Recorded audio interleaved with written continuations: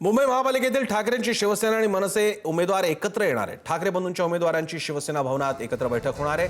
यावेळी उद्धव ठाकरे, आदित्य ठाकरे आणि अमित ठाकरे उमेदवारांना मार्गदर्शन करणार आहेत। मुंबई महापालिकेची निवडणूक ठाकरे बंधूंसाठी अस्तित्वाची लढाई आहे, त्यामुळे या सर्व उमेदवारांना उद्धव ठाकरे काय कानमंत्र देतात याकडे लक्ष लागलं आहे। श्रेयस सावंत अधिक माहिती देत आहेत। श्रेयस,